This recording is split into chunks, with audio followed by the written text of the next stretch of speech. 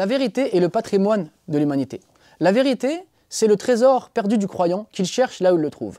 Alors, cette vérité n'appartient à personne. Il ne faut pas penser parce qu'on a fait telle vidéo, on a développé telle idée, qu'on a apporté quelque chose de plus. Non, la vérité est là et chacun la recherche et chacun la met en avant. Et donc, il faut remercier Dieu, il faut remercier Allah Azza wa Jal de nous avoir permis de connaître quelques brins de vérité, d'avoir pu les exposer, les mettre en avant. Il ne faut pas penser que ça vient de nous-mêmes, qu'on est quelqu'un de particulier, qu'on est quelqu'un d'intelligent ou qu'on a un mérite supplémentaire par rapport aux autres. Non, on a plutôt bénéficié des bienfaits d'Allah Azza wa Jal qui nous a permis de voir ce que les autres ne voyaient pas et de pouvoir l'exposer et le mettre en avant.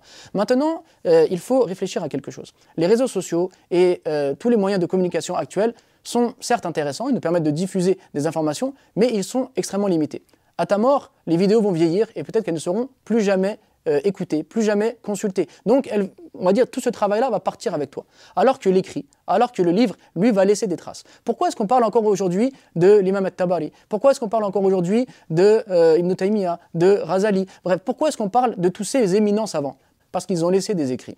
Pourquoi est-ce qu'on connaît encore leurs pensées? On peut discuter de leurs pensées, on peut discuter de leurs idées, parce qu'ils les ont posées à l'écrit. Pourquoi est-ce qu'on parle du professeur Mohamed Hamidullah? Parce qu'il a laissé des écrits. Bref, quand tu laisses un écrit, tu participes au débat d'idées, tu participes à la diffusion de la vérité, tu participes à la réflexion humaine. Et donc même après ta mort, tes idées continuent de circuler. Elles peuvent être acceptées, elles peuvent être refusées, elles peuvent être déconstruites, elles peuvent être développées. Tu as laissé quelque chose qui est une base de réflexion, qui est une base de travail. Donc la chose la plus importante, c'est de lire. Parce qu'en lisant, on emmagasine des informations.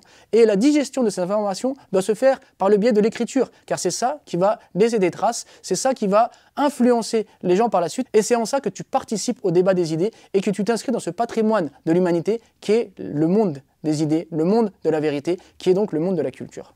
Et donc, si on est conscient que l'idée ne nous appartient pas, que la vérité ne nous appartient pas, il faut également être conscient que celle-ci ne se monétise pas.